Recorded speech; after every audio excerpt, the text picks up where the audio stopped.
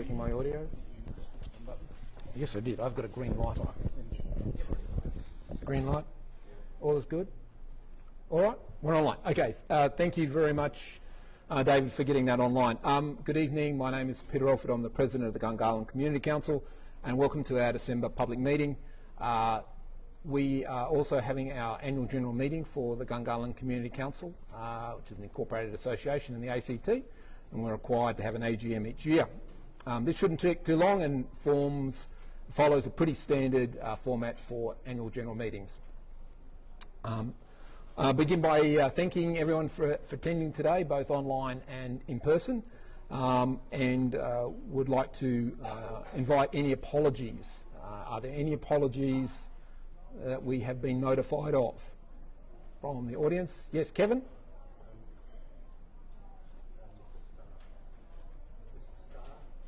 Mr.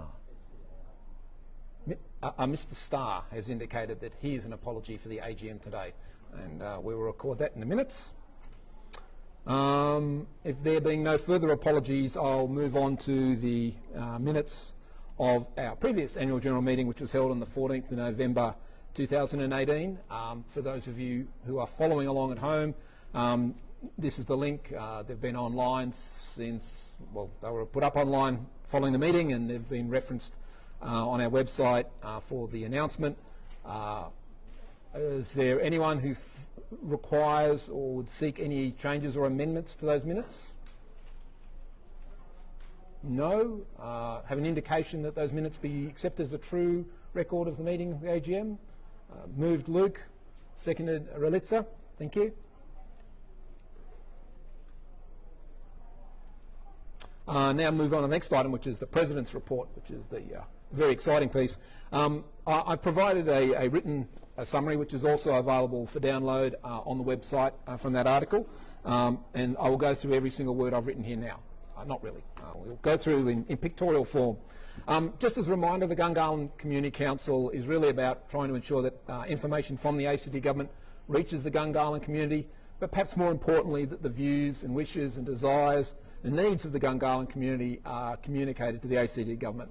And the Community Council does that in a wide range of forms. We engage with the traditional media, and in the last year we've certainly engaged with all of those forms: ABC, radio and TV, Win News on TV, non-traditional online media like with the Riot Act, the Canberra Times.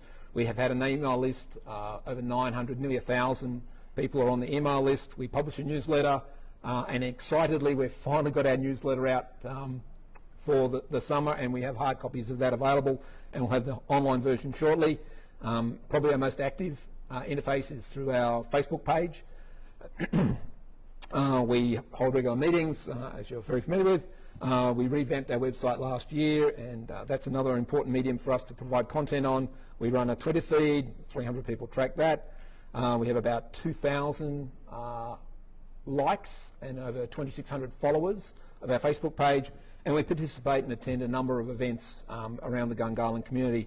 I've particularly highlighted our survey because do the survey. It's very important that you do the survey. This is the second time we've run a major survey. The last was in 2014, and it's an incredibly powerful way of us getting a measure of what's important to Gungahlin and where we need to provide advocacy. Just to give you a flavour of the year, and this is detailed in the written report, we participate and consult with the community enormously.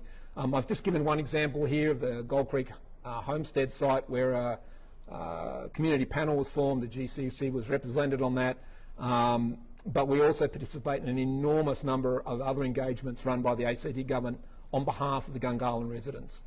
This includes the Wellbeing Indicators Framework, the review of the territory plan, engagement around health requirements, a bewildering array of consultations.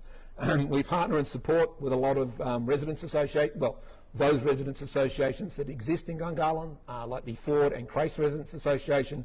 And in 2019, we've been particularly proud to be able to financially support the Parkrun Association in the establishment of the new Wagi Bridge parkrun course. And I hope you can see the orange beams that make up the Wagi Bridge between the suburbs of Moncrieff and Amaroo.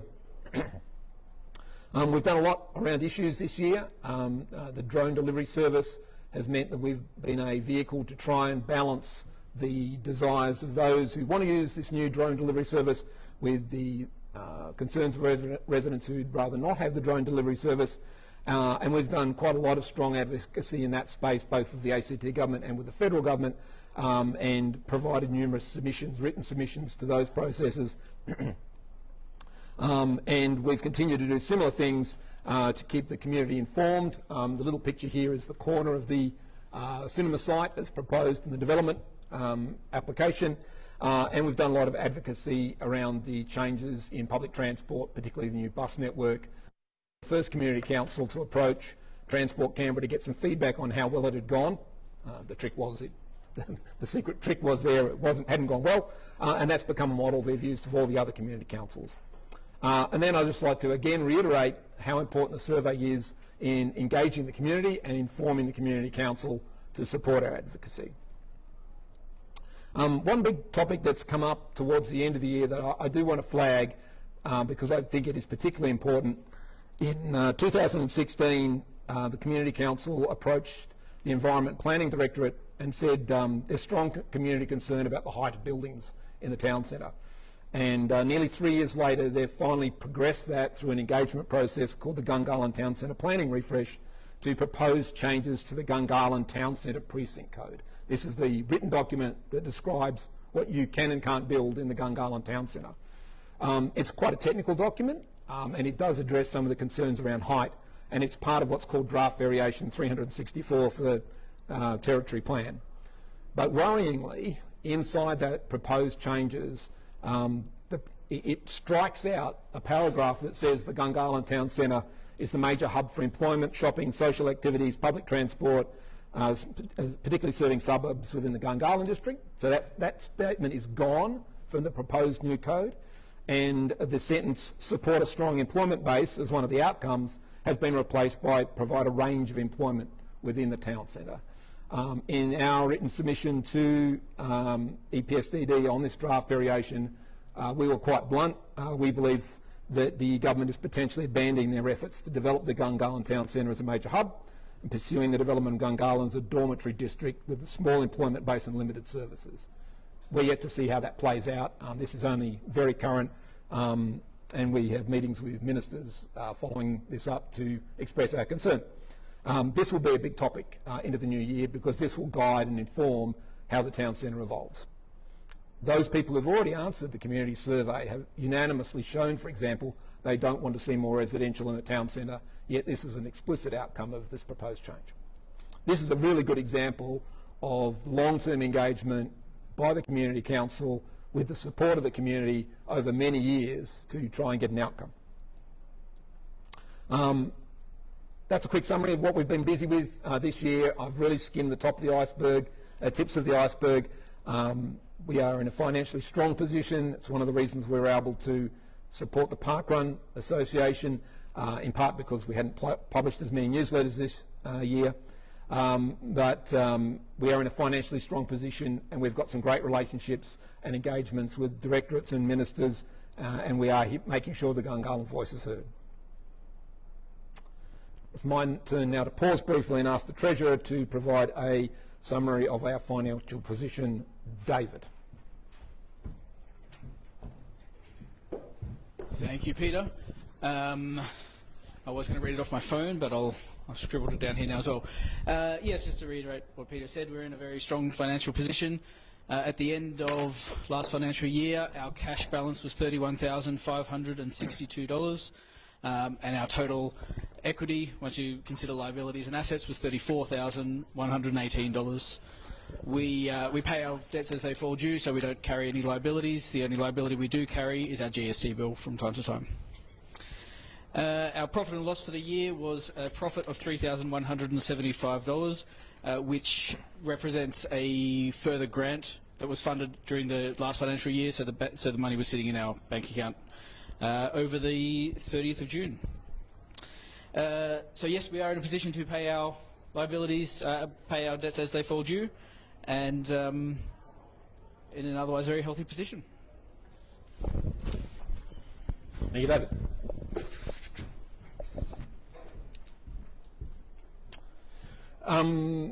Right, Treasurer's report. The next item on the agenda is the appointment of the GCC executive. All appointments to the GCC executive are for just 1 year, and there are essentially three sorts of position inside the executive. A public officer who assumes the role of a secretary in the absence of a secretary, but we've been fortunate enough to have enough people to have a secretary, and deals with an amount of paperwork. The office bearers, president, vice president, secretary and treasurer, and up to a maximum of 6 general executive members, so a total of 11 people that make up that executive. Our normal process is to appoint the public officer in the first round. David has kindly offered to be the returning officer for that process, so I will ask him to at least drive the public officer and appointment of office bearers show, and we'll see where that gets us to. So you're going to call initially for... okay, yeah. We're just trying to work out when the trick show. I will do the public officer and then I'll step away. So I'll hold control until I get to the second bullet point. We've received no written nominations. So just a reminder, for all these positions, we published a notification that the AGM was being held. You could nominate for this position. You needed to complete a form and email that back to our secretary, and our secretary's provided the meeting with a list of nominations. We don't have any nominations for the role of public officer, so I'm asking any of the nominees for any of the other positions, or anyone here from the floor, if you are interested in being the public officer of the GCC. Kevin, our current public officer, has nominated for the position of public officer. Kevin had also nominated for position of general executive member. Are there any other nominations? I therefore declare Kevin public officer for 2019. I now will give control of the meeting over to David, and he can run the show for the appointment of our office bearers. Office bearers. Oh, mate, if you're feeling like it's working, you can keep going.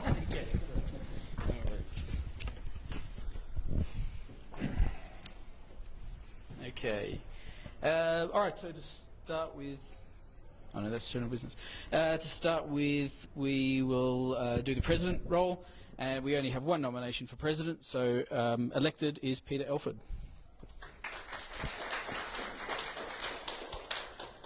We have 2 nominations for vice president, so we'll hear from each of them for a brief moment, and then we'll take a quick vote. Our nominations there are Henley Samuel and Prasad Tibaneni. You withdraw? Okay, excellent. So that leaves just the one. Congratulations, Henry, elected.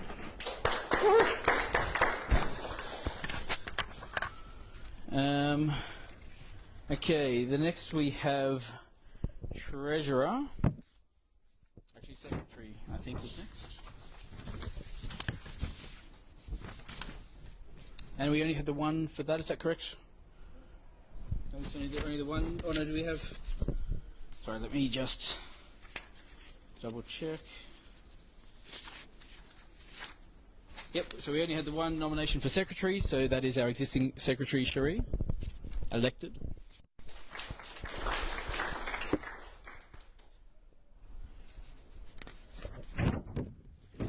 And then, oh, that's right, treasurer. We only had one nomination for treasurer, which was me again. Can I declare myself elected? All right. So, Peter, I might hand it back over and you can take care of the committee members. How's that? It's the joy of joining a volunteer organisation. You get to do so many things. We have the ability to appoint under our constitution up to 6 executive members to join the members. But I'd like to stress that this isn't the only people who can do work in support of the Gungahlin Community Council. We definitely encourage others from the community to come forward and contribute their skills, and we certainly have a great little community coming together to try and launch or relaunch the Gungahlin Festival in 2020. Did you steal all the paperwork? Okay, so we have a number of nominations for the general executive. We're just trying to get a count on that, and my able assistant will get there. If we have 6 nominations, then we will declare them elected. Otherwise, we'll have to go to a show of hands election to choose how many people we've got to fit in the 6 positions. David? Okay, so we've got 4 here of the current that have re-nominated. Yep. Plus Shah has also nominated there, so that's 5. We did have Manals. Mahal? So Mahal, are you interested in stepping forward to an executive, or only if there's a position remaining after others who've stepped forward? Okay, so we'll put that's a backup. If we're short, you're in. 5 plus that one. And Kevin is... Kevin's a public officer. No people have other positions there, so we've got 5 plus. 5 plus more. So we do in fact have 6 positions. I just formally announce those. So there are existing. So a new executive member is Shah Jalani. Congratulations, thank you. Shah will be joining our existing general executive members, Darren Monks, Prasad Tipraneri, Relitsa Dimitrova, and Luke Hadfield. Congratulations to the 4 of you. Great to have you back.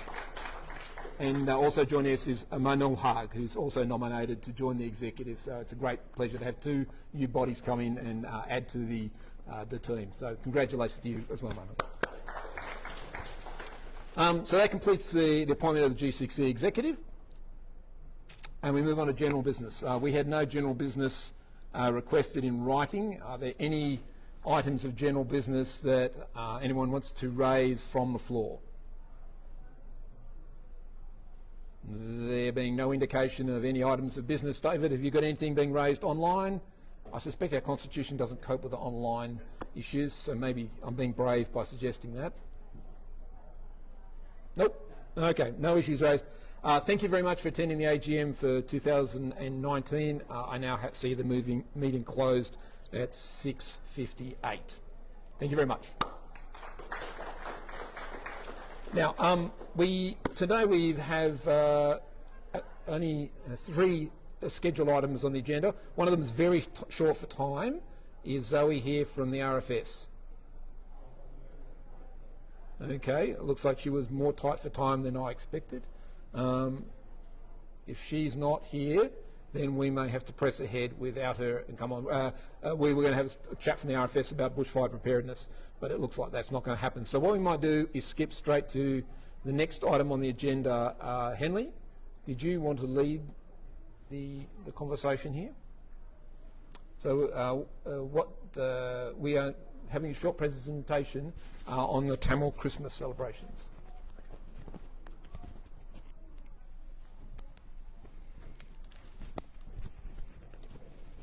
Hi everyone, my name is Henley Samuel, Vice President of Gungahlin Community Council. So I'm going to invite Kishan to come forward. So you're going to explain us about Tamil Christmas, so how the Tamil community celebrate the Christmas. So without further ado, let's welcome Kishan from the Tamil group.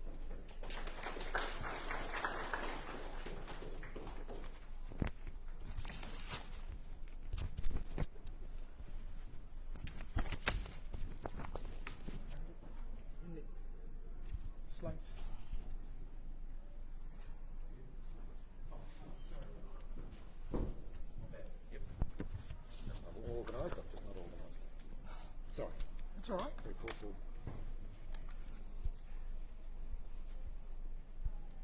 Christmas this one? Yes, that's all. Okay.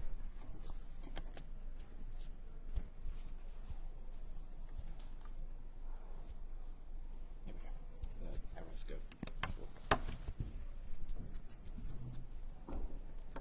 Cool, thank you. So thank you, public officers and office bearers and all of the general executives and all the members here who have attended here. Thank you so much. This is a great opportunity. And I'm Kishanth Lawrence. I'm Associate Pastor from National Light Church. I'm just here to present Christmas like from Tamil community, Tamil culture, how Christmas look like from Tamil community. So one day, like in 2005, nice, like really warm day, like, you know, I walked into one of the Canberra Warden Malls. I was living on the south side at that time. This is in 2005. So that's my first Christmas in Australia. So, excuse me.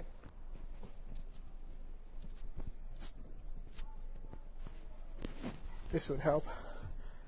Cool.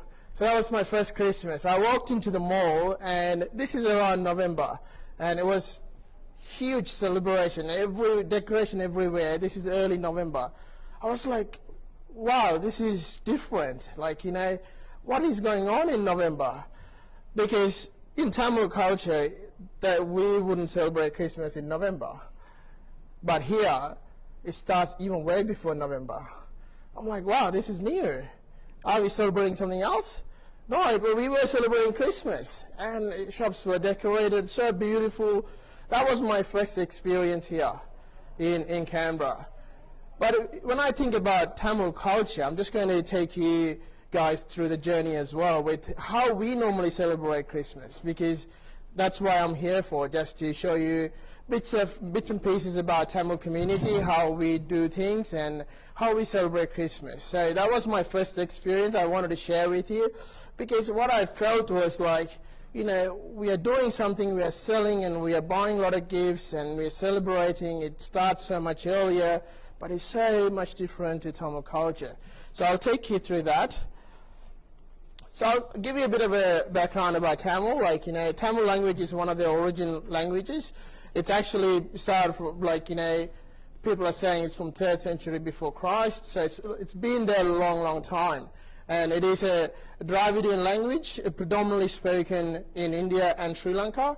And it is an official language in India, Sri Lanka, and Singapore, if you don't know. And if you must have noticed, like, you know, some of us are dressed in a funny dress, like, you know. It's a traditional dress for Tamil culture. You can see, am I matching straight to that? Like, you know, I didn't take a photo of it before I come here, but I took it from Google. Thanks, Google. So that's our official, like a traditional dress. I just want to introduce that. We call it Varshti. The other thing is Vanakkam. This is how we greet people. Have you heard of Vanakkam? Have you seen? Surely you have seen that, right? Ravi, can you show us how to do Vanakkam? Come on, stand up. Don't be shy. Vanakkam. So this is how we do. This is actually showing respect to other people. What I'm actually doing is just taking you through some of the, you know, cultural things that we actually do. Other thing is that Tamil being one of the original language, like English also has some of the Tamil words. Apparently there are more than 100 words in Oxford Dictionary. I just gave you a couple of examples. Cash, everyone knows cash. It's actually called in Tamil kasi. It's actually originated from Tamil. Catamaran, it's also originated from Tamil, if you actually don't know. So those are the interesting facts about Tamil language. So moving on to Christmas. So the way Tamil people enjoy Christmas and celebrate Christmas is slightly different. The way they think about Christmas is slightly different. So the true meaning behind Tamil cultural way of celebrating Christmas is all about love. Love is the focal point. So Bible says in John chapter 3 verse 16 and 17, "For God so loved the world that he gave his one and only Son, that whoever believes in him shall not perish, but have eternal life. For God did not send his Son into the world to condemn the world, but to save the world through him." So this word starts with, God so loved the world. So the Christmas is all about birth of Jesus Christ. And the birth happened because of love. There was love. And that's the main reason. That's the true meaning of Christmas. That's how Tamil people think about Christmas. Every time they think about Christmas, they think love. So if you think, why Jesus became human? Like, you know, why did he have to do that? Like, you know, Tamil people, as a Tamil community, we always think about this. Because he showed his love to us. He had to show his love, so he actually became a human. And he was experiencing and demonstrating as being a human how to love people. because He loved us. And why Tamil people think Christmas is necessary? So, in my opinion, Tamil culture, in Tamil culture, we think Christmas is so necessary because we are showing gratitude towards God for becoming or taking human form and coming to this world. And it's not only just a birthday celebration, but also is giving thanksgiving to God, and say, God, thank you so much for becoming a human and coming to this world to save. So why does God love us so much? If you ask that question, the answer is in 1 John chapter 4:8, because it says God Himself, He is love. That's the Bible says. That's what Bible says. So I just want to finish with that, because God loves everybody. From Tamil cultural point of view, that's how we see Christmas. At the moment, we might think the Christmas is so commercialized. We are that's the biggest time of the year where people make money by selling a lot of gifts, and online market is so busy right now. But the true meaning of Christmas is celebrate God's love. He loves everybody. It doesn't matter what is our status. He didn't come to condemn the world. He come here to love us. So that's how, as a Tamil cultural person, that's how I see the Christmas. And I'm representing Tamil, a nation-wide Tamil church, and that's what we preach. That's what we share, because that's the love that, as a Tamil culture, we feel. Thank you so much.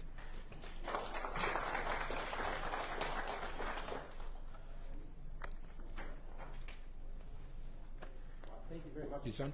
I think we do need to be reminded that this is the festive season, as all of us sort of rush up to getting everything done for Christmas, both for Christmas and for our work that needs to be done before the Christmas break. I do think it's helpful to be reminded that the reason we're all having a break is because of all this, and I think that's important context. So thank you very much. Cheers. Thanks for sharing that.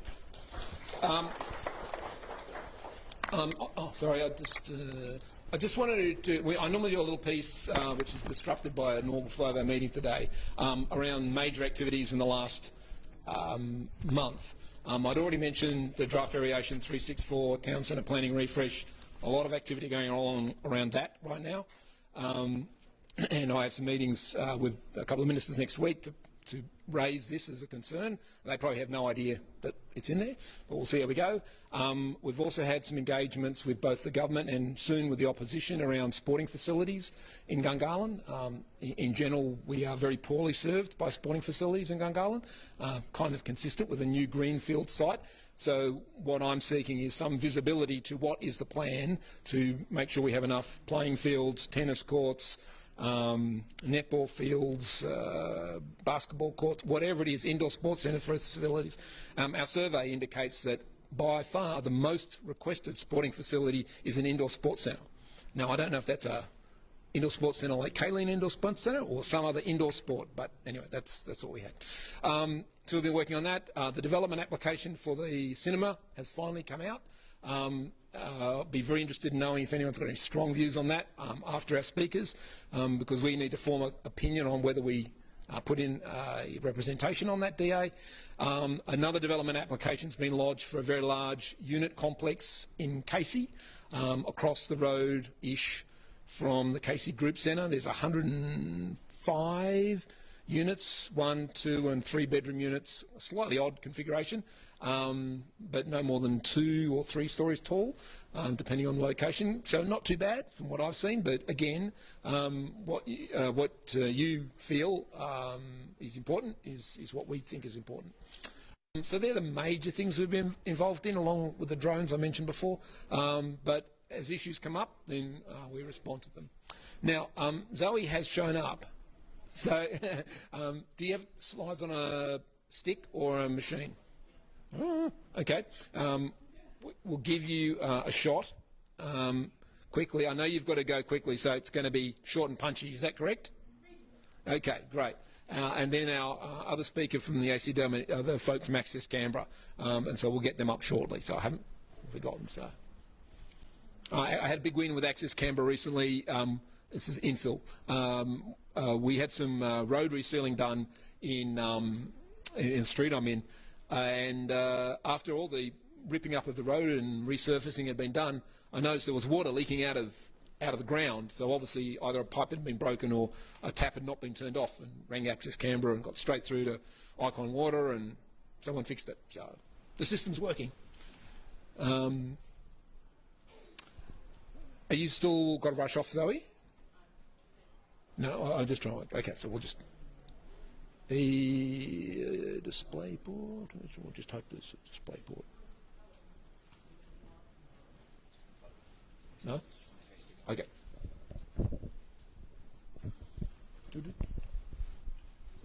We've got all the technology here.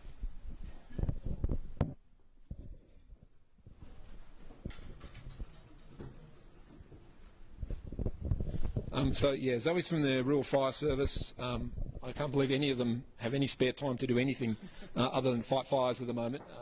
But she has graciously come out to remind us about the importance of being prepared for bushfires. I don't know about you, but I work in a number of activities, and one of the meetings I had this week, 2 of the people couldn't attend because they live out in the country and Braidwood, and they literally could not drive here, and someone else is down the coast and literally could not drive back. Which is a bit sobering, particularly as we come up to Christmas, because half of Canberra will want to drive to the coast, and at the moment I think the Kings Highway remains closed.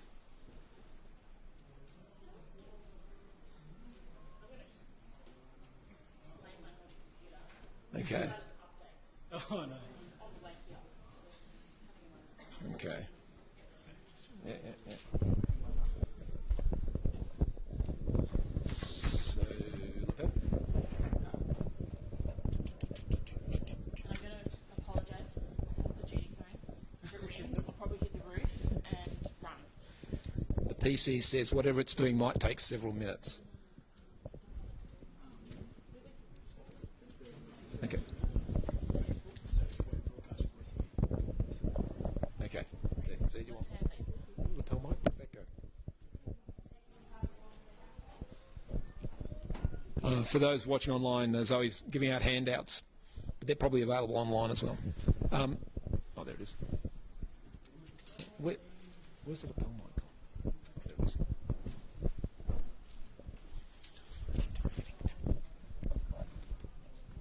Almost. Oh, it's alright. I'll just yell. There are a bunch of people watching online. Oh, okay. It won't hit you unless you do the thing. Okay. Okay. Do that now.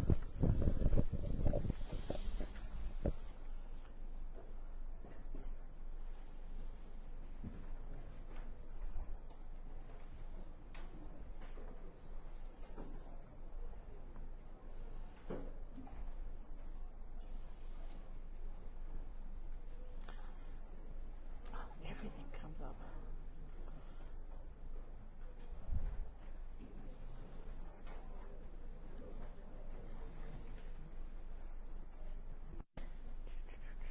It's like everything. Tell us a story while you're Tell us a story. All right, I'll introduce myself. I'm Zoe. I'm from the ACT Rural Fire Service. I've been a volunteer for 17 years. Prior to that, prior to working in the position I am now, I've been an ambulance officer for the last 10 years and decided that shift work is not my friend. So I'm changing it up a little bit. It will get there, I promise. It's just very slow today. What else can I tell you? So a bit about me is I live out in Braidwood, so these fires are really real to me. And very much doing as I preach. You'll have to excuse this, this says AMEP. I've done 7 presentations this week, so it's been a lot. So I'm just going to reuse what I've got because it works. All right, there we go.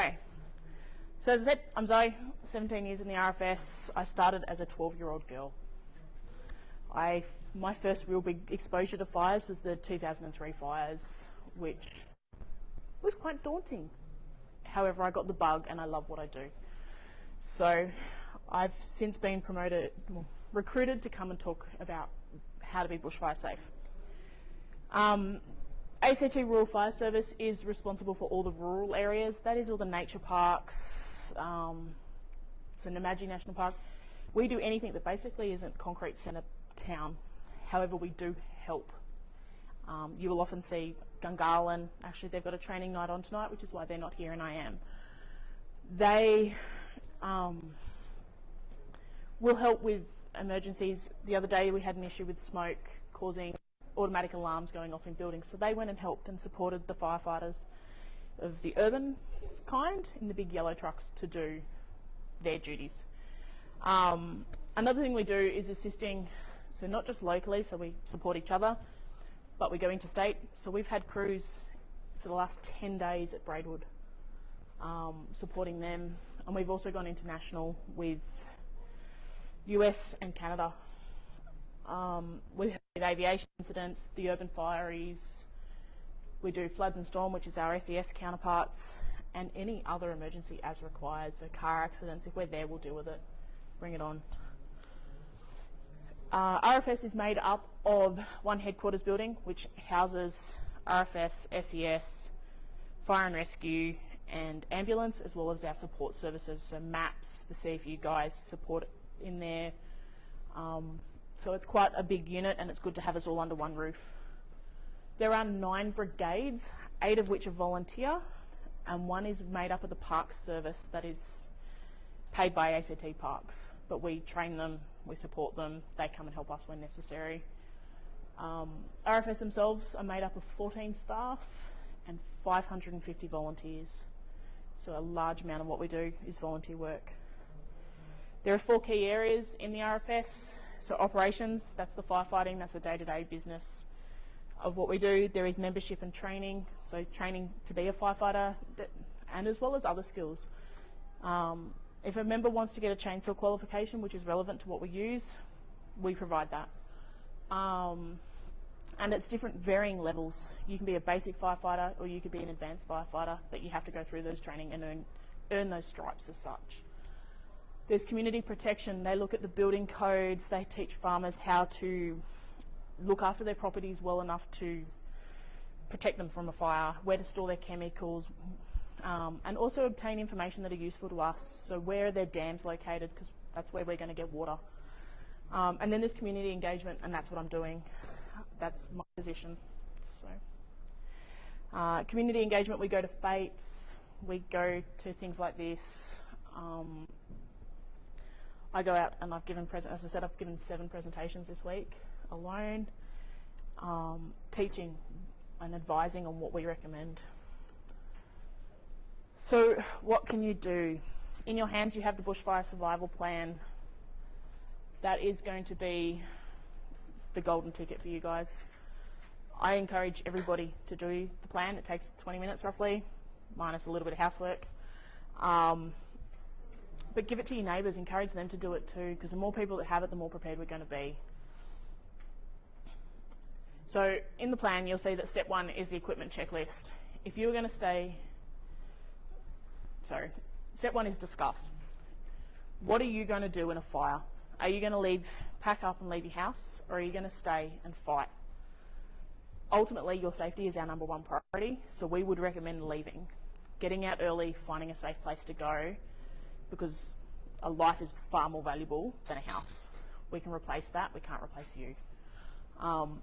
It also talks about what you need to fight that fire. You know, a large water supply, 10,000 litres, that's not going to go very far. You're going to need multiple. We can bring some, but 10,000 litres is sort of 1 or 2 trucks for us. We will use multiple to protect your home. And having that in a water tank or a dam or a pool, because I don't know if many of you remember the 2003 fires, we actually lost water pressure because so many fire trucks were pulling out of the main systems, there was nothing left. So you guys were opening taps up and it was trickling, or it was really low pressure and not enough to get pressure through a hose as such. So having a water pump available, and that can't be electric, because if there's a fire in the area, we'll cut the power. We'll cut it for our own safety and your safety, and you can't squirt water on electricity, it just doesn't go well. A ladder to access inside the roof. The greatest amount of injuries that occurred out of 2003 were people falling off their roofs. So we encourage you, do not get up there. Happy to go inside your roof, have a look around, check there's no spot fires in your installation, no embers that have got in, and because they're going to be what causes your problem. But again, my biggest thing I can tell you is leave. Get out, make sure you got your paperwork, make sure your insurance is up to date, and leave. When leaving, it talks about wearing the right gear. I would wear that irrespective if you're staying with your house or leaving, because you never know what you're going to encounter on the way. So having long clothes, like you'll see all us firefighters, long gear, full gloves, pants, boots, we encourage you to do the same. Keeping your skin protected from those embers are what going to be what keeps you safe. So, step 2, preparing your home. These are really simple, quick things to do. So I encourage everyone to do them. Trim your branches. If you've got any branches that overhang your roof especially, that's where stuff's going to get caught up. We recommend 2 metres at least from your roof for overhanging branches. The little shrubs on the ground, they're not a huge problem. It's the stuff that get over your roof, and then you start getting embers in your roof line and then into your gutters, and that's where stuff will start sparking. Mow your lawns. Keep them short. Like I love that Canberra have long, luscious green lawns, but mine are this big for a reason. Especially at the moment. I spent 6 hours on the mower on the weekend. It was awesome. Removing material that can burn. A classic one is doormats. Those scruffy doormats that you rub your shoes on. If an ember lands on those, they will catch a light. The rubber ones aren't so bad, but the ones that are really good at getting the stuff out of your shoes are the ones that tend to burn. So getting rid of that. Thinking about the furniture that you might have outside your backyard. Like, how many of us have a barbecue area that we like to go and sit? How many of those have got wooden tables? Like, that's flammable. If you've got a plastic one, it melts. So it's a catch-22. Things like paint, leaves. We all have leaves stuffed in the corner of our veranda. Getting rid of them is really, really important. Preventing embers getting into your gutters. So on a nice day where you've got nice visibility, getting in and cleaning your gutters out of that leaves and stuff that will burn is really, really important. You can actually buy gutter guards and all funky stuff now, but the simplest method is just clean it out. You can even buy scoops. And a sturdy hose that doesn't have any holes, doesn't kink up when you untangle it, that can fit all the way around your house. Oh, my wrist, but my picture's gone. There was, and I apologise, a beautiful picture of the fire danger rating sign, or as my kids call it, the fire danger rating rainbow. Knowing what that means. So today we are sitting in a very high fire danger rating. Yesterday we were severe, and we actually went into extreme. So it makes it hard.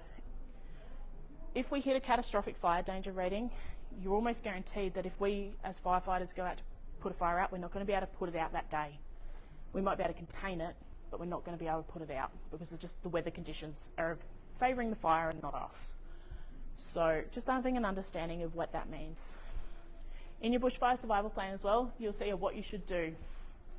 This is a really, really important thing to go through with your family and anyone else that lives in your house, to know what your triggers are and then to stick to those triggers when that happens.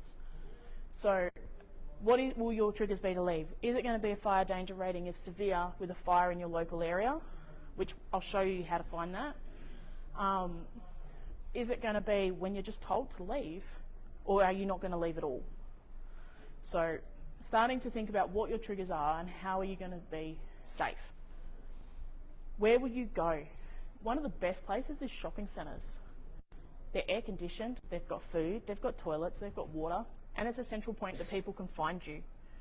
So going there is a great starting point. Once we declare that a fire has happened and we need an evacuation centre, if we have to actually evacuate homes, we will notify people we're an evacuation centre, and I'll show you where to find that information as well. But for a good starting point, even if you're unsure if you should leave, a shopping centre is great. The air conditioning is great for your lungs because you're not breathing in that smoke. Like, as you can see, it's quite smoky outside and it's quite nice in here, but the temperature's good too. How will you get there? Do you need to catch a bus? Do you need to drive? If you're going to drive, what roads are you going to take?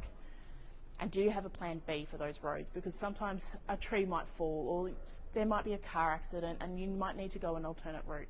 So knowing how to get to places via having a plan to go 2 directions is great.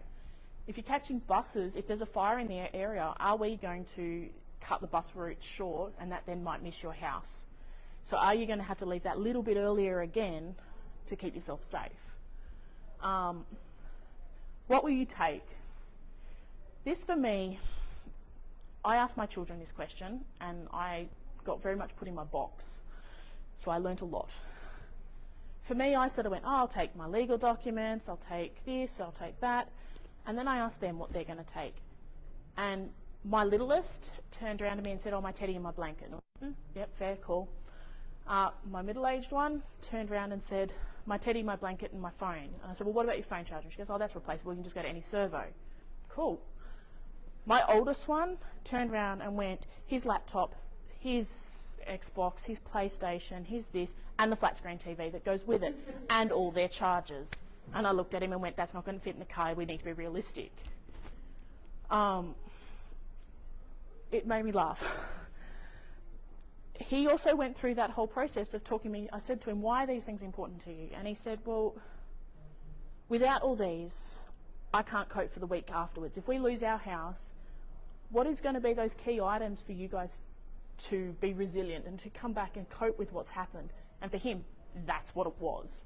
So we've now negotiated everything but the big screen TV. But what about your pets? Are you going to take your pets? Where are you going to go with them? Are you going to have enough food for them?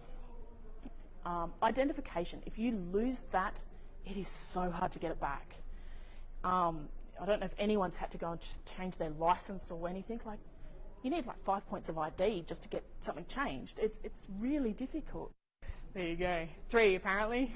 But it's a process, and if you've lost all that in a fire because you haven't taken it with you, where do you go to get that?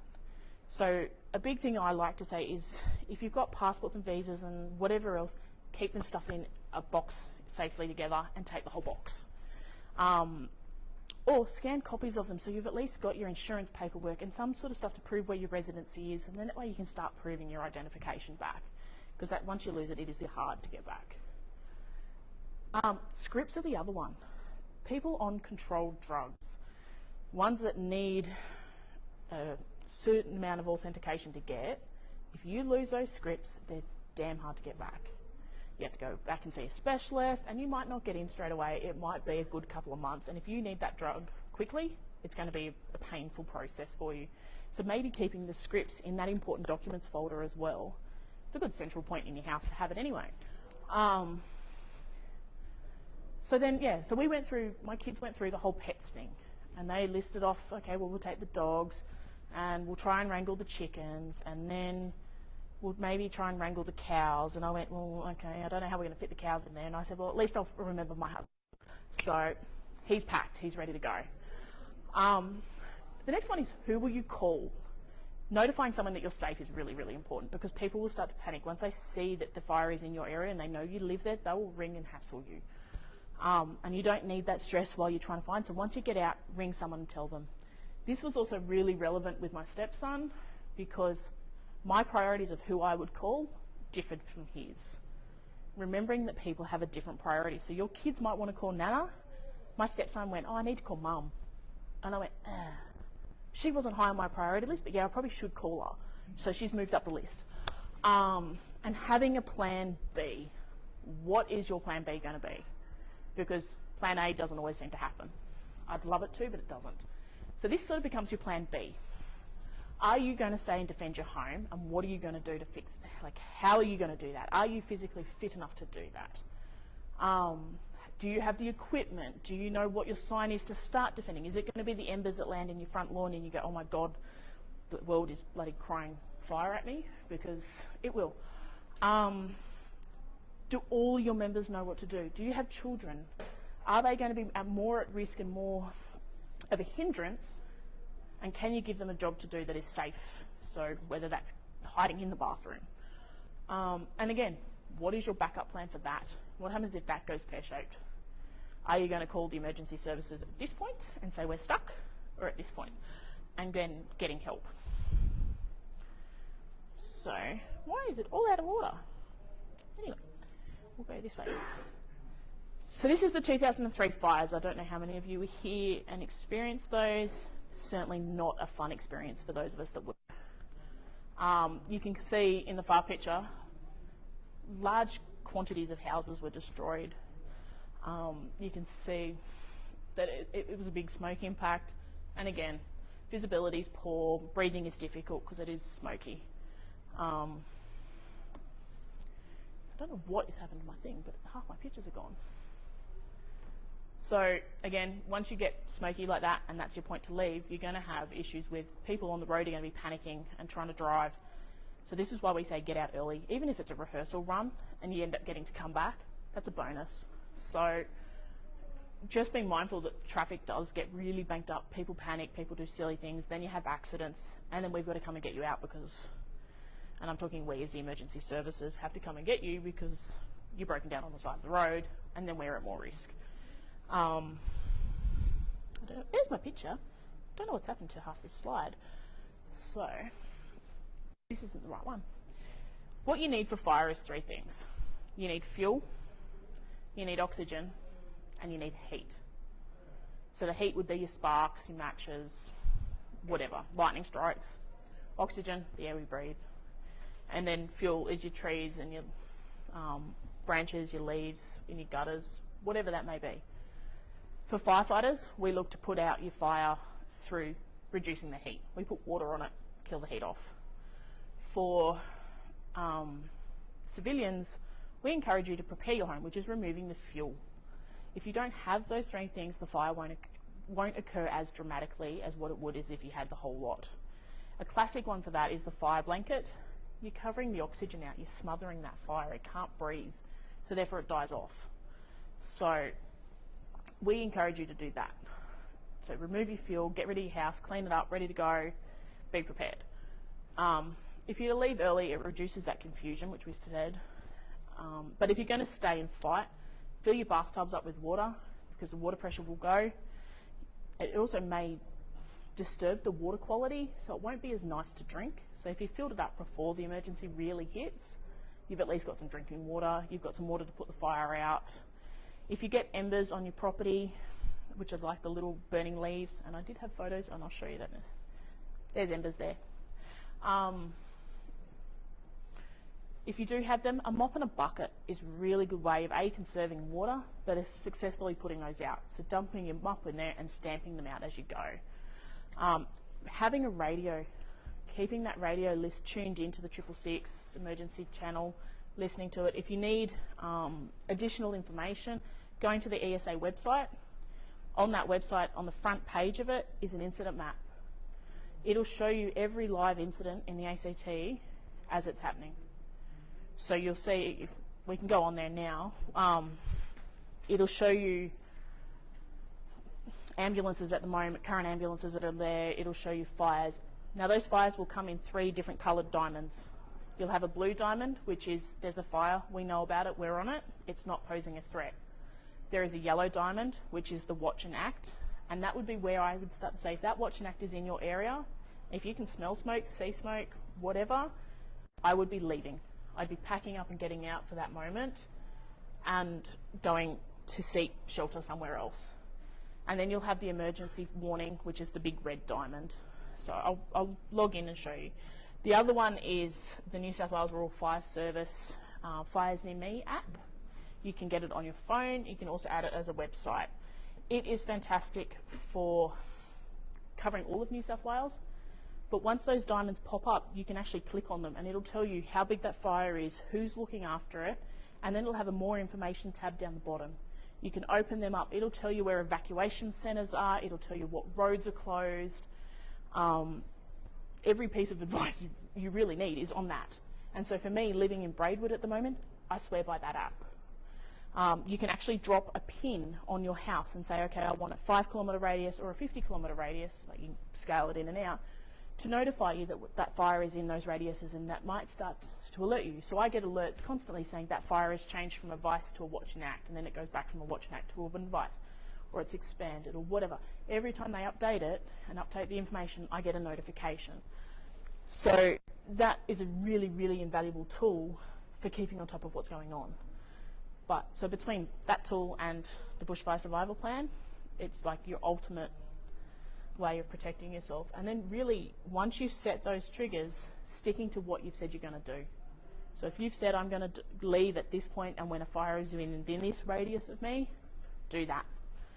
So then we can protect you more by not having to ask you to evacuate. So, is there any questions?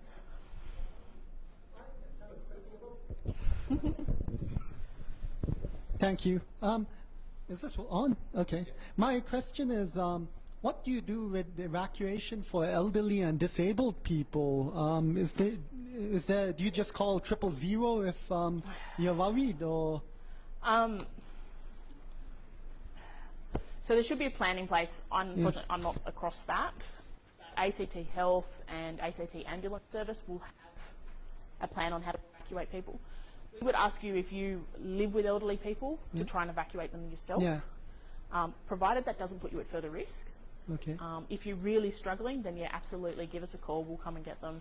Oh, okay. And it may be we'd give you advice that you need to stay in your home, that you're not actually in a huge amount of threat at that time. Whilst it appears that way, your house is in a very low risk area. So they'll give you advice on where to go. So if you're concerned, absolutely ring 000. Yeah, it's just that my question is related when I'm not in Canberra. If I'm in Canberra, I can help them. But if I'm interstate or overseas, then and there's no one there, then yeah, look, get them to ring 000, or you can ring 000 and get the advice from the firefighters at the time. They will know, based on the situation, what the best thing to do is. Okay, cool. Thank you. No worries. I can't get Any other questions? Henley. Firstly, thank you so much for what you guys doing at SOF, and you know, as a community, we all want to appreciate, and you know, we are thankful for great job and all the sacrifice you guys doing. It's giving audio to the live stream. It's not audio in the room. I was just thanking their service to the society of, you know, how dedicated they are, and yeah, just extend our thanks to everyone. My question is, if someone wants to be a volunteer, you know, what's the process? Is there like an online thing? So the best process to be a volunteer for the RFS is to email rfs@act.gov.au. It's on the website.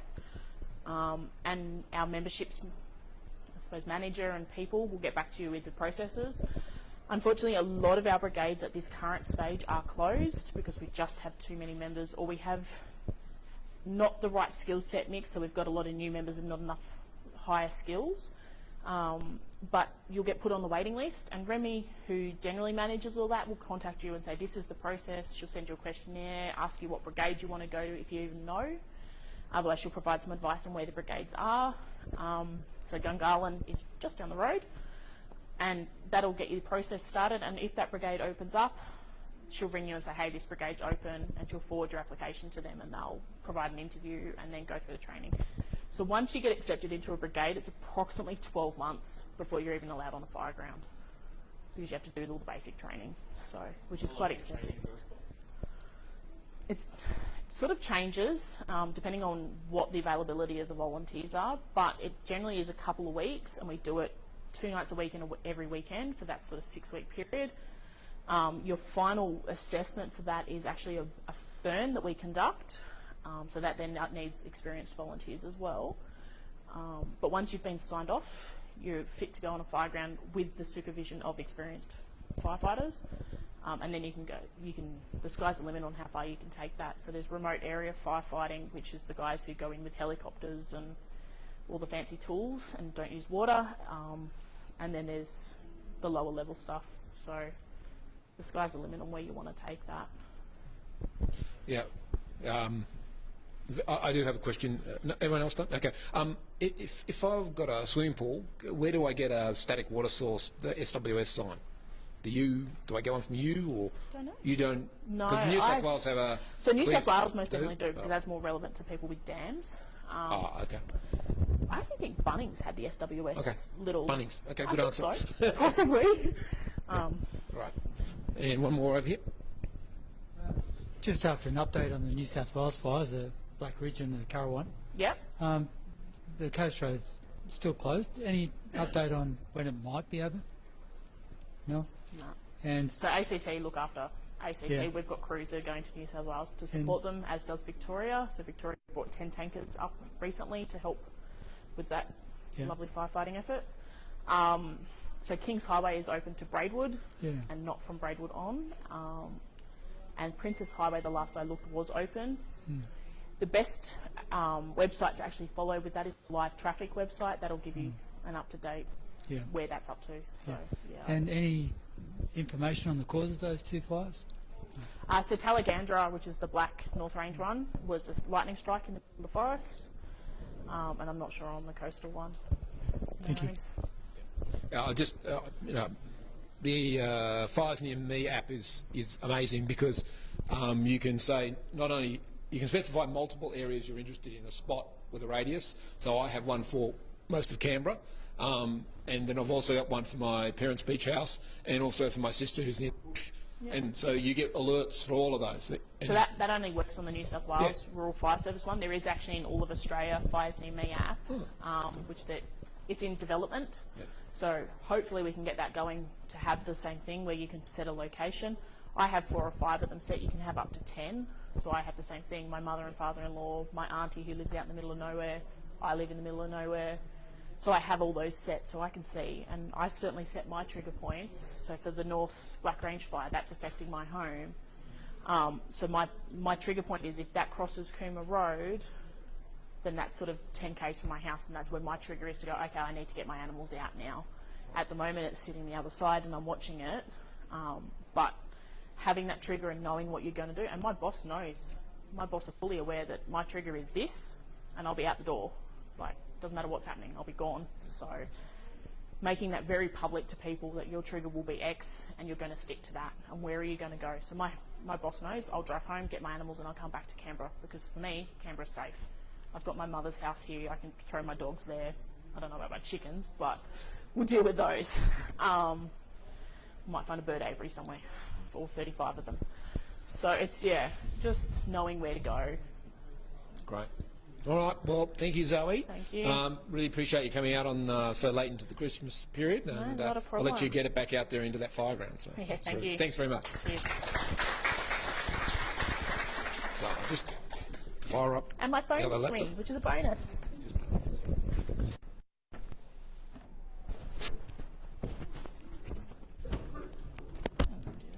Thank you very much.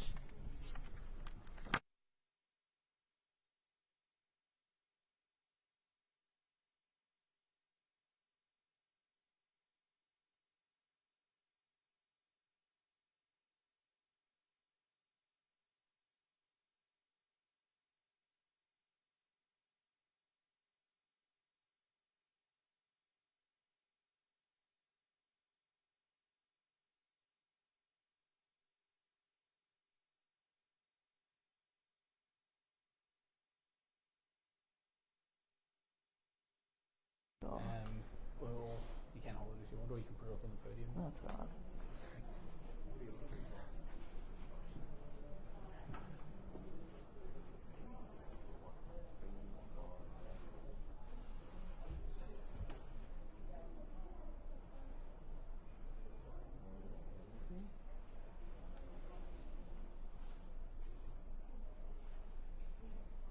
Don't ask me.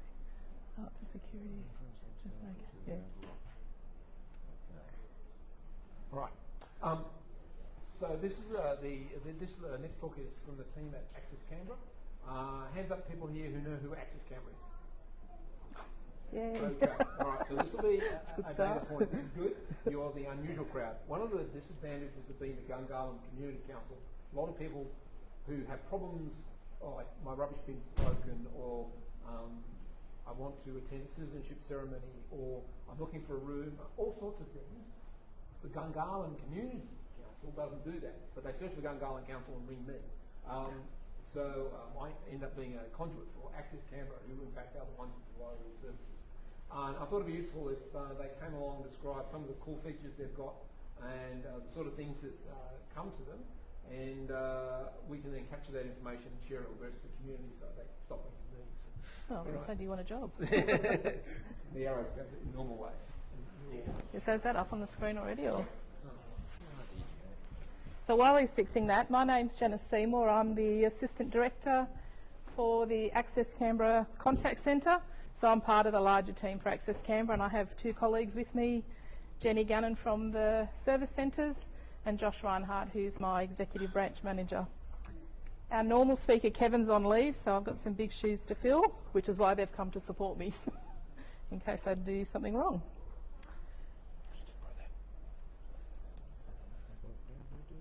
So a little bit about us while that's coming up on the screen. So Access Canberra was formed about 5 years ago, and it brought together the regulatory services like the Environment Protection Authority, Construction and Utilities, and our licence and registration teams together so that we can provide a safe place for the ACT community. Oh, there you go. Tells us what we are now. So you can see we brought the Environment Protection on fair trading and compliance as well. So what we do, so Access Canberra supports a safe and livable city through the risk-based regulation and compliance. So there's been a lot of review of a lot of our compliance that was previously before there to try and reduce the paperwork and bureaucracy that comes with government. We support the community and the business in government services and transactions. That's primarily done through our online support, through the service centres, which is the face-to-face, or the contact centre, which is over the phone. We also have a no wrong door approach. So if you end up talking to one area within Access Canberra, they should be able to look the information up and help you provide information or re-divert your inquiry to the right area. And we provide information and connect the community to government.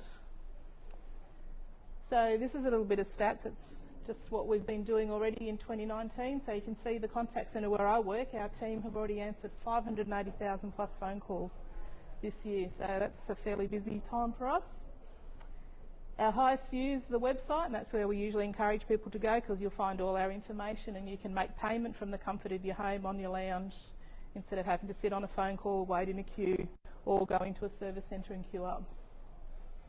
And you can see the digital transactions is 1.75 million plus. Just in the contact centre, some of the type of calls that we receive. So we might be a part of Access Canberra, but we actually answer phone calls for all of ACT government. So it ranges from your bus timetable information, light rail, which commenced this year. We do all the vehicle registration licence inquiries. We provide information on working with vulnerable people cards. We provide information on your bin collection. We also unfortunately have to do with the harder side of life is we deal with all the injured animals. So all the injured animals you see on the side of the road, you call us, we take that information and pass it on to the wildlife ranger. Probably not our most fun phone calls. We also do after hours for property group, which is all the government owned assets. So if any of our government buildings have an urgent maintenance issue after hours, we'll deal with that so there's no more damage done to the building. We also field some very unusual questions. We've had phone calls to, can I pay cash over the phone? I promise if you register my car tonight, I'll send you the cheque in the mail tomorrow. As you can see here, some more of the other ones. It's actually quite interesting what people ring us for. We actually had someone ring us from Northern Territory once to ask us about a wildlife issue. They knew that Canberra had really good wildlife rangers and we had that information, much better than Northern Territory, so they actually rang us from the Northern Territory to ask what they did with an injured animal. So a little bit about the contact centre and the service centres. The contact centre is actually open 7 days a week with extended hours. It is a 24/7 number. So outside the hours that we are closed, our number diverts to an after hours team and they deal with public safety issues, so injured animals, the street sweepers from the police, dog attacks, aggressive dogs, so anything that can't wait till the next business day, which is a public safety issue. We're open weekends, public holidays, or most public holidays. We'll accept over the phone payments. And we can assist with all ACT government inquiries. With a little bit about the Gungahlin Service Centre, they're open 5 days. They deal with electronic transactions only. And down here you can see they've had 98,000 people through the Gungahlin Service Centre already this year. And for those who need some support, they've got touch screens If you want to do some online payments but you don't have your computer or it's broken, you can go in there and get some support to use their online screens. Oh, I've broken it. That didn't take long. So one of the most common inquiries that we get and online is through Transport Canberra and City Services, the Fix My Street. So for anyone who has, you know, your council type things, streets, potholes, the bins are overflowing in parks, you've got a nature strip tree that needs pruning, the bins in parks are overflowing, you can actually log a job through Fix My Street. But what we recommend first is you actually go on to the Fix My Street webpage and you actually search suburb information. What they've done is collated anybody who's reported a street light out, a pothole, it will actually go onto this page first. So if it's already reported, then you don't need to do it. If it's not, then you can report it yourself. So I think we did some screens. So this is what it looked like. We did actually do one for Nichols. So it can tell you your next bin collection. You can look up to see when your grass mowing is going to occur in your suburb, when the street sweeping is coming through. There's also more services on there that you can actually type in for your street lights. And all you have to do is enter the suburb concerned and it'll bring up the information that relates to your suburb. You can also, so you can see here, these are all the jobs. So we actually screenshot this afternoon, so you can see all these jobs have been logged and you can see on the map. So that'll save you having to do it yourself. You can also log in to Fix My Street, so you can actually see your job, get responses and see where it's actually at, any updates. If you do it over the phone, we can do that for you on your behalf and we'll provide you a reference number. So if you need to ring back, I haven't heard about my job, you quote that reference number and we can look for you. So our role is to do the reporting for you. We don't go and fix it. There are teams in Transport Canberra and City Services that do it. You'd be surprised how many people think that we take the job and then go out and fix it for them. That's not our role. Our role is to take the report, we then pass it through to the depots that do that work for the report. A little bit about what's new that's coming up for Access Canberra. So if you haven't heard already, there's something called centralised printing. What that means is that you no longer get your driver's licence over the counter or your proof of identity card.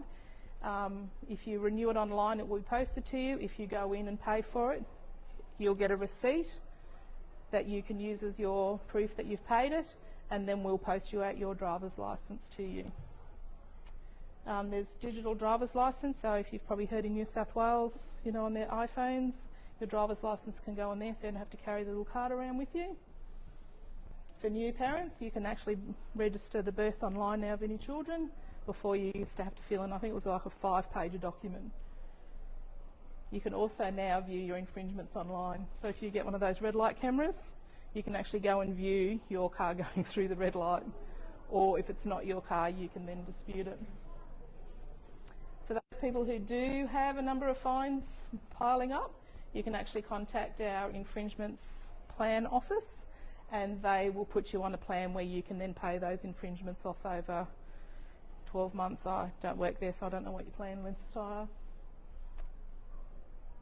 Okay, so a little bit more about ACT government. So this is not so much Access Canberra, but this is information you can get through our office.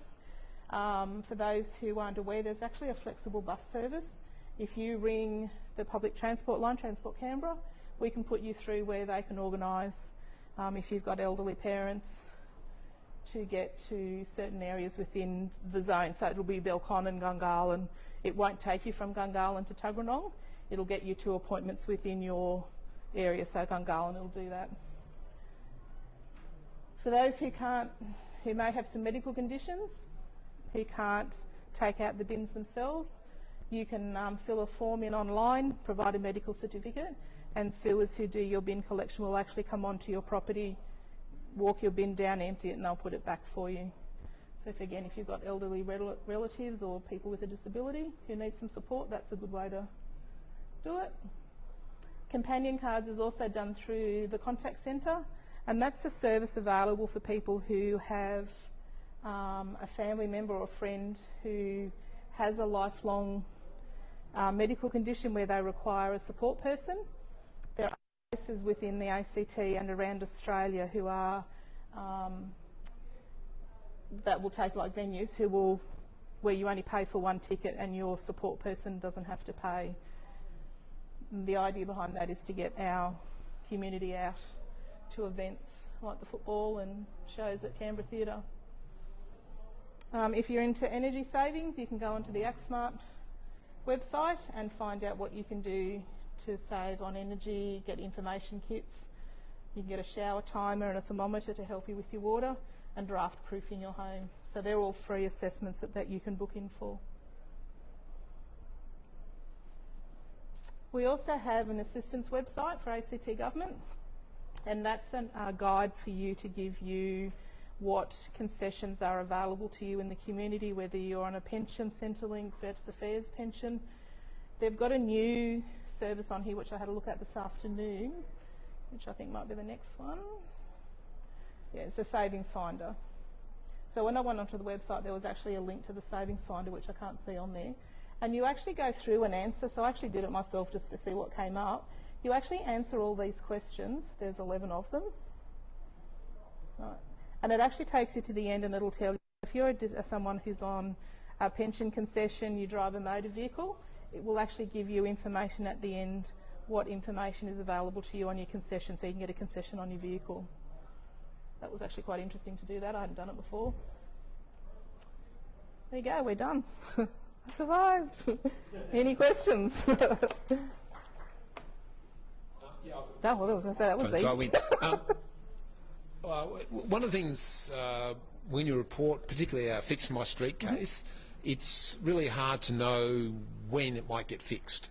Is there any plan to provide some visibility to say, yep, your request to have that tiny crack in the road, yeah, we've scheduled that sometime in the next 2 years?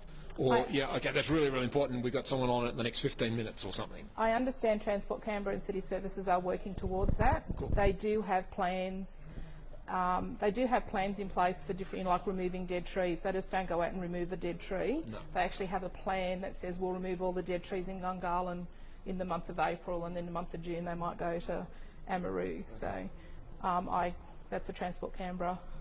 Yeah, it's a one specific. Their plan is, but I know they're working towards providing more and more information to respond to the community questions. Yeah, cool. Yep, Kevin. Do you snap, send, solve? Thank you for reminding me of that. No, please don't use the Snap, Send, Solve app. It's not one that's approved by ACT Government, and the issue we have is that not all jobs will come through to us. So we don't actually see them all to respond to, and the information that's put in through Snap, Send, Solve doesn't actually provide the information that we need to send to the depots. So Fix My Street is the best place to report your jobs to.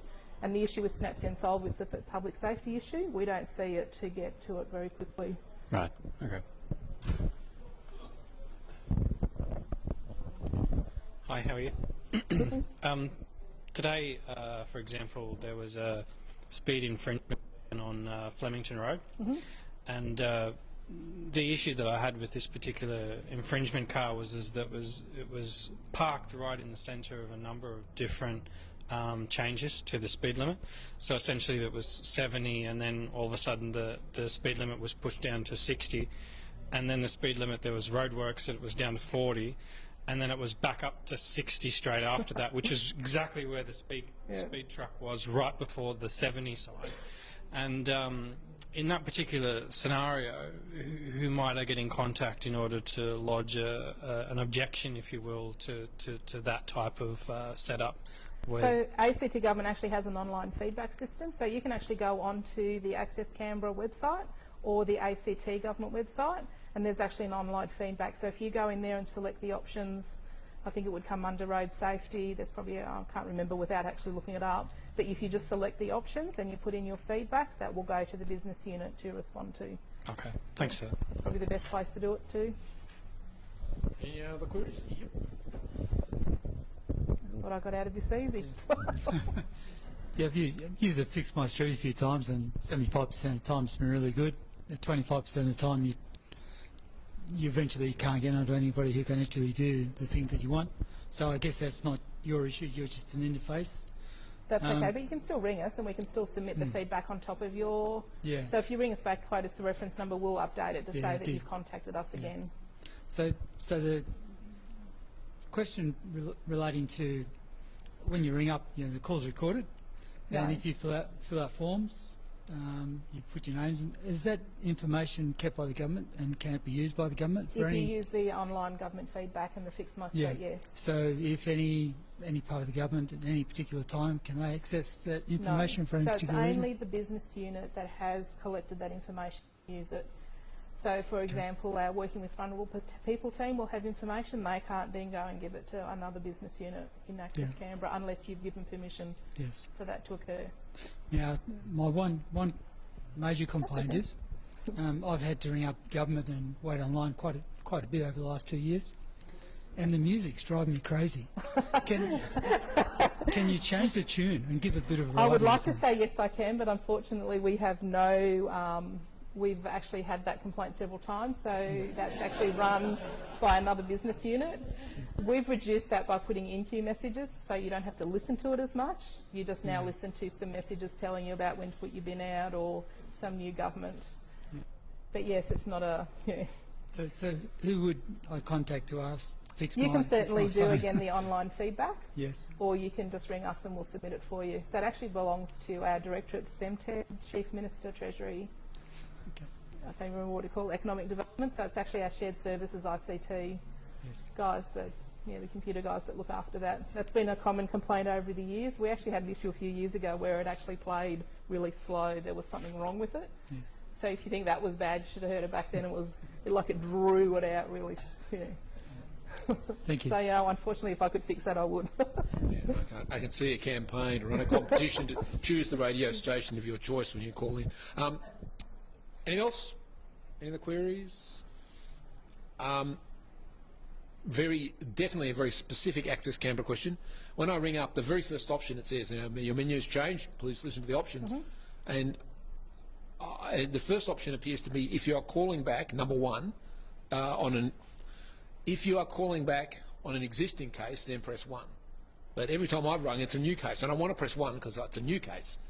So, No, I didn't think that was the option, was it? I think number 1 is our priority lines if you're reporting a safety issue, so like a dog attack or something like that. I'd have to look up. I'll have a look up for you, actually. No, it just seemed like, logically, it seemed like new request, press 1. Existing request, press 2, and then you've got a bunch of other options for specific things. So that was my feedback. It is. I look, it is a long IVR, but it was the best way we could manage. IVRs are a nightmare. Inquiries, And even the Gungahlin Community Council has one now because there you go. We set it up so that people stop ringing my mobile. Now you get a message saying, we're a community council, if you really have a real municipal problem, press 1 and we'll send you to 132281. Excellent. Press 2, leave a message, press 3, it'll ring someone. Oh, well, when we get some queues, I'll give you a call and we'll log you onto the phone No worries. and you can help. Very cheap. I get you a good price. Okay. Thank you very much for coming along and for putting up through all the other speakers. Thank you very much. Very good. Thank you. All right. We've come to the end of 2019 from the Gungahlin Community Council meeting presentation. Couple of things. Kevin, can you please bring that document you're waving at me to? We're very excited. We've finally got our Gungahlin newsletter out for this year. If you particularly want a hard copy, if you're a business, you want some, we'll come and drop off a few of the hard copy, but within the next 12 to 24 hours, we'll get the online version up and I'll send out an email and all the usual things. So that's the first thing. Second thing is do the survey. And if you've done the survey, make sure you tell your friends to do the survey. And when you've told them, tell the people in your street to do the survey and just get more people. We had 762 who'd done it since we launched in mid-November, which is great. But we had 1,500 responses 5 years ago. So surely we can get at least 1,500 before we close the survey in February. I have to tell you, I've used some of the data already with ministers and bureaucrats, and it's impactful. You get their attention, they do get focused. So I'd encourage you to do that. There is some food left, so please gobble that up as you go. Are there any other questions people wanted to raise before I close the meeting? I will therefore close, particularly familiar faces, and we'll see you all again next year, an election year. Cheers.